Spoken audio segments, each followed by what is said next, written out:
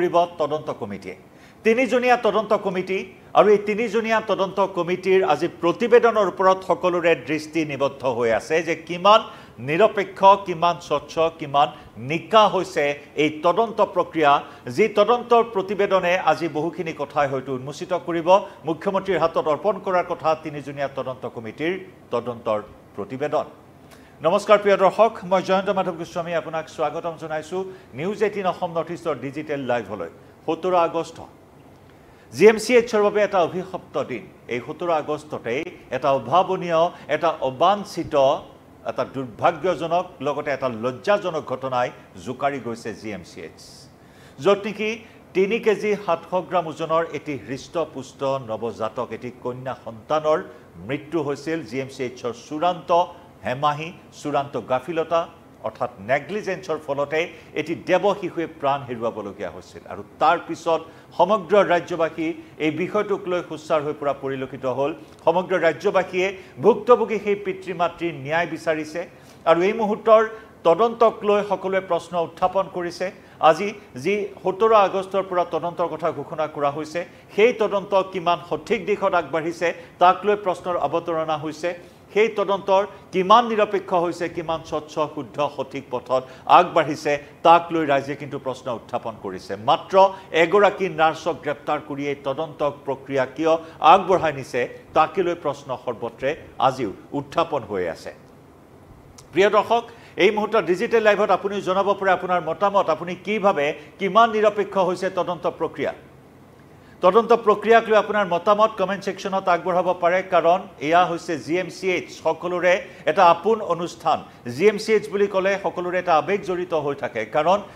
কোনো লোক অসুস্থ হ'লে প্ৰথমে জিএমচিএইচৰ কথাই মনলৈ আহে জিএমচিএইচৰ অভিজ্ঞ চিকিৎসকসকলৰ কথাই মনলৈ আহে আৰু আৰোগ্য কামনাৰে সকলোৱে জিএমচিএইচকে প্ৰথম পছন্দ হিচাপে বাছি লয় চিকিৎসাৰ ক্ষেত্ৰত কিন্তু সকলোৰে আপোন সকলোৰে মৰমৰ সেই জিএমচিএইচত ভিতৰ চৰাত আসলতে কি চলি আছে এতিয়া যদি জিএমচিএইচৰ ভিতৰৰ এই বিসংগতিসমূহ দূৰ নহয় তেতিয়া হলে অনাগত দিনত আৰু যদি দুৰ্ভাগ্যজনক ঘটনা সংঘটিত হয় গতিকে তেনেস্থলত বাৰে বাৰে এই দুৰ্ঘটনা বাৰে বাৰে এই অঘটন দুৰ্ঘটনাৰ নাম দিয়েই আগবাঢ়ি যাব নেকি জিএমচিএইচৰ চিকিৎসা সেৱা গতিকে এটা গুৰুত্বপূৰ্ণ বিষয় গুৰুত্বপূৰ্ণ প্ৰশ্ন আপুনি কি ভাবে তদন্তক লৈ তদন্তৰ প্ৰতিবেদনৰ প্ৰতি সকলোৰে দৃষ্টি এই মুহূৰ্তত নিবদ্ধ হৈ আছে জনাব পাৰে তদন্ত কিমান নিকা বা শুদ্ধ হ'ব পাৰে কাৰণ কালি দিনটোতো মুখ্যমন্ত্ৰী গৰাকীয়ে কৈছে যে কোনোবাই কলেই বা কোনোবাই দাবী কৰিলে কাকো গ্ৰেপ্তাৰ কৰিব নোৱাৰি কিন্তু যে সময়ত ভুক্তভোগী সেই পিতৃগৰাকীয়ে এজাহাৰত নাম উল্লেখ কৰিলে দুগৰাকীকৈ চিকিৎসকৰ বা প্ৰতিটো অভিযুক্ত যিসকলে সেই নিশা ডিউটিত আছিল দায়িত্বত আছিল আটাইসকল অভিযুক্তৰ নাম দুপৃষ্ঠা জোৰা এফআইআৰত উল্লেখ কৰা হ'ল যদিও মাত্ৰ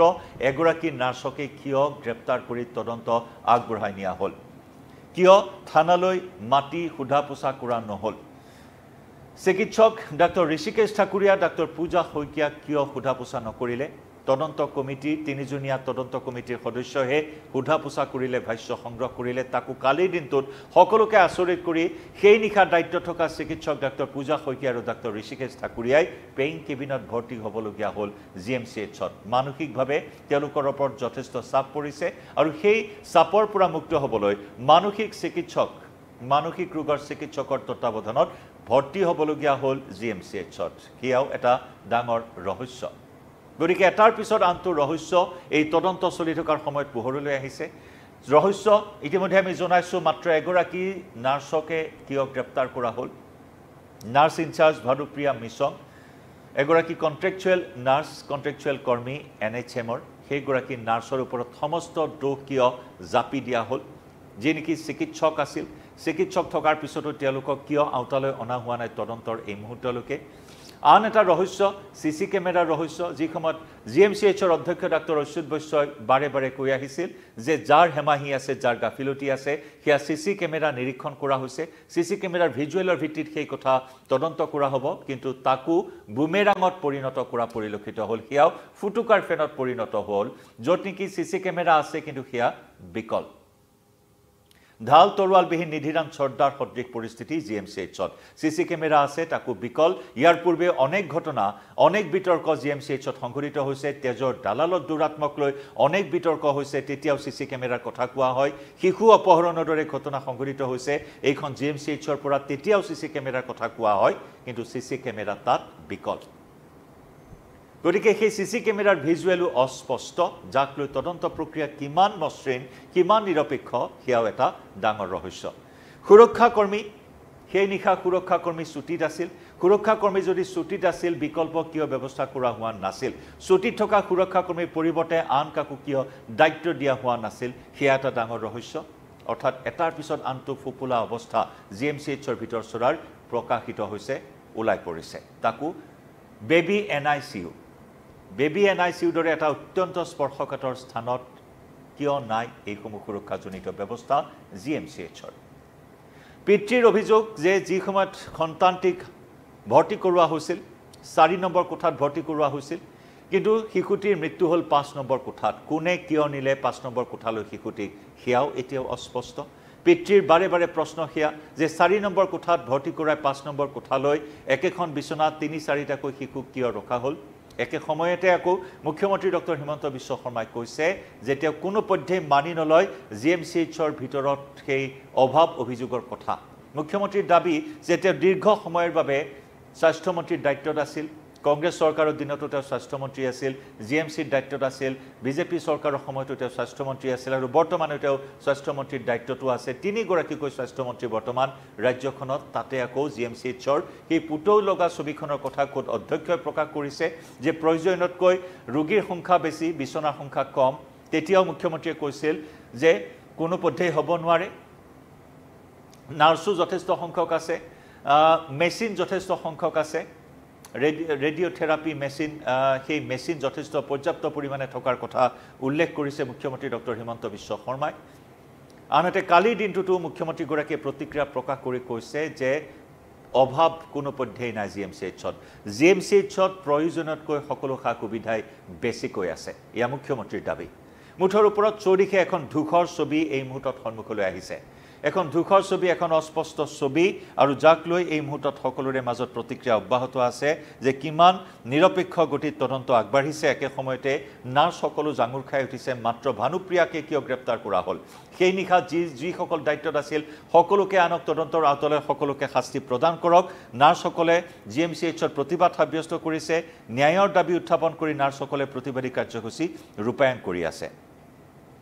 গতিকে কিমান নিৰপেক্ষ বুলি আপুনি ভাবে এই তদন্ত যে নেকি আজি তদন্তৰ প্ৰতিবেদন দাখিল কৰিব তিনিগৰাকীকৈ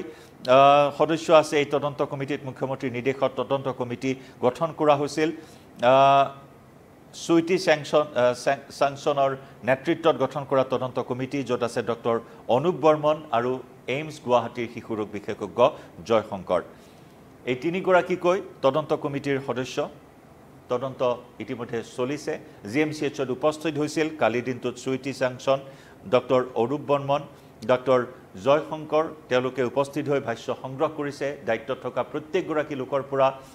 ক্লিনাৰৰ পৰা ৱাৰ্ড বয় ৱাৰ্ড গাৰ্ল সকলোৰে পৰা ভাষ্য সংগ্ৰহ কৰিছে তথ্য সংগ্ৰহ কৰিছে কিন্তু মুখ্যমন্ত্ৰীৰ কাঢ়া নিৰ্দেশ যে আজি তদন্তৰ প্ৰতিবেদন দাখিল কৰিব লাগিব কিন্তু মুখ্যমন্ত্ৰীগৰাকীৰ ভাষ্য যে কোনো পধ্যে অভাৱ অভিযোগ নাই GMCHত নাৰ্ছে প্ৰতিবাদ কৰা বিষয়টোক লৈ কালি প্ৰতিক্ৰিয়া প্ৰকাশ কৰিছিল লগতে GMCHৰ অভাৱ অভিযোগক লৈ প্ৰতিক্ৰিয়া ব্যক্ত কৰিছিল মুখ্যমন্ত্ৰীগৰাকীয়ে আমি সেই ভাষ্য এবাৰ আগবঢ়াই লৈছোঁ এটাৰ হোৱাটো কামনা কৰি থাকিব নালাগে এনেকুৱা কথা কৈ থাকিলে বাকি জাগাত চিকিৎসকসকল প্ৰভোগ হ'ব কালি পৰহি আন্দোলনত যাব গতিকে তদন্ত কমিটিৰ প্ৰতিবেদন অহা কালিৰ ভিতৰত মই দিব দিছোঁ তাৰ পিছত আমি সিদ্ধান্ত ল'ম নাই নাৰ্ছসকলে প্ৰতিবাদ কৰিতো লাভ নাই কাৰণ মই নিজ চকুৰে দেখি আহিছোঁ যে তাত নেগলিজেন্স আছেই এটা মানুহ এটা সন্তানৰ মৃত্যু নাৰ্ছসকলো মা হয় গতিকে পুত্ৰৰ মৃত্যুৰ বেদনা মাতকৈ কোনে ভালকৈ বুজিব মই যিমান বুজিম তাতকৈতো নাৰ্ছ বাইদেউসকলে বেছিকৈ বুজিব কাৰণ প্ৰত্যেকগৰাকী নাৰ্ছ বাইদেৱে মা হয় গতিকে যিগৰাকীৰ নেগলেক্ট আছিলে তেওঁৰ কাৰণে বাকীসকল কিয় আন্দোলন কৰিব লাগে কাৰণ মাতৃৰ মমতা আটাইতকৈ ডাঙৰ সতীৰ্থৰ বেদনা পিছত আহিব মাতৃৰ মমতা আগত আহিব কোনো কম নাই মই মেডিকেল কলেজত মই 12 বছৰ মন্ত্ৰী আছো মোতকৈ ভালকৈ কোনেও নাজানে ইয়াত বেছি আছে নাৰ্ছ বেছি আছে ডক্টৰ বেছি আছে 4th গ্ৰেড বেছি আছে 3rd গ্ৰেড বেছি আছে জিএমচিত প্ৰয়োজনতকৈ ষ্টাফ বেছি আছে নলবাৰীত কম আছে মই মানি ল'ম জিএমচিএইচত কোনো প্ৰকাৰে কাৰো সংখ্যা কম নাই চব এনেকুৱা মই কওঁ যে ইমান ডাঙৰ হস্পিটেলত কেতিয়াবা এনেকুৱা ঘটনা আপুনি একেবাৰে নহয় বুলি ক'ব নোৱাৰে মানুহ মাত্ৰেই ভুল হয় আৰু ভুলটোক বহুত যদি আমি হেঁচা মাৰি থাকোঁ তেতিয়ালে ভাল কাম কৰা মানুহখিনিও কেতিয়াবা ডিমৰেলাইজ হৈ যায় সেইকাৰণে বস্তুটো ৰাজহুৱা বিতৰ্ক বা এটা টিআৰপিৰ পইণ্ট কৰিব নালাগে যিমানখিনি ক'ব লাগে মুখ্যমন্ত্ৰী হিচাপে আমি কৈছোঁ একশ্যন লৈছোঁ পিতৃৰ লগত মই কথা পাতিছোঁ আৰু যি দোষী তাৰ ওপৰত আমি শাস্তি ল'ম ইয়াক এটা বেলেগ পৰ্যায়লৈকে লৈ যাব নালাগে এইখন জিএমচিখন মন্ত্ৰী সভা নেকি প্ৰিন্সিপালৰ ট্ৰেন্সফাৰ নহয় মই ইমানটো কৈ দিলোঁ সেইটোলৈ জল্পনা কল্পনা কৰি থাকিব নালাগে আপোনালোকে এটা দুৰ্ঘটনাকে ইমান ডাঙৰ কিয় কৰি দিছে তেতিয়া মানুহ হস্পিটেলতে নাহিব সেয়া মুখ্যমন্ত্ৰীগৰাকীৰ ভাষ্য মানুহ মাত্ৰেই ভুল হয় ইমান এটা ঘটনা ইমান ডাঙৰ কৰা হৈছে আসলতে ঘটনাটো ডাঙৰ মুখ্যমন্ত্ৰীয়ে কৈছে যে নাৰ্ছসকলক উদ্দেশ্যি কৈছে যে সতীৰ্থৰ বেদনা ডাঙৰ নে এগৰাকী মাতৃৰ বেদনা ডাঙৰ নিশ্চিতভাৱে মাতৃৰ বেদনা অতি কষ্টকৰ অতি বেদনাদায়ক কাৰণ যি পিতৃ মাতৃ এটি সন্তান হেৰুৱালে 14 বছৰীয়া অপেক্ষা দাম্পত্য জীৱনৰ তাৰ পিছত তেওঁলোকৰ কোলা কোৱনি কৰিছিল সেই দেৱ শিশুটিয়ে কিন্তু সকলো সপোন আধৰুৱা কৰিলে জিএমচিএইচৰ এই গাফিলতিয়ে ডাঙৰ ঘটনা কৰা বুলি মুখ্যমন্ত্ৰী কৈছে যদি এয়া সঁচাকৈ এটা ডাঙৰ ঘটনা গতিকে এই ডাঙৰ ঘটনাটো তদন্ত প্ৰক্ৰিয়া কিমান নিৰপেক্ষ হয় সেয়া হৈছে আটাইতকৈ ডাঙৰ প্ৰশ্ন এই মুহূৰ্তৰ মুখ্যমন্ত্ৰী অপেক্ষা কৰিছে তদন্তৰ প্ৰতিবেদনলৈ আজি তদন্তৰ প্ৰতিবেদন দাখিল কৰিবলৈ কাঢ়া নিৰ্দেশো দিছে গতিকে অপেক্ষা এতিয়া এই প্ৰতিবেদনে কি কি বিষয় সামৰি লয় আৰু কাক কাক দোষী সাব্যস্ত কৰা হয় নে কেৱল মাত্ৰ ভানুপ্ৰিয়াই এই বিতৰ্কৰ সৈতে এই কলংকিত অধ্যায়ৰ সৈতে হাঙুৰ খাই থাকিব তেওঁৰ নাম হাৰি যাব নেকি বাকী চিকিৎসক দুগৰাকীও গতিকে অপেক্ষা প্ৰতিবেদনলৈ কিভাৱে প্ৰিয় দৰ্শক আপুনি জনাব পাৰে আপোনাৰ মতামত কমেণ্ট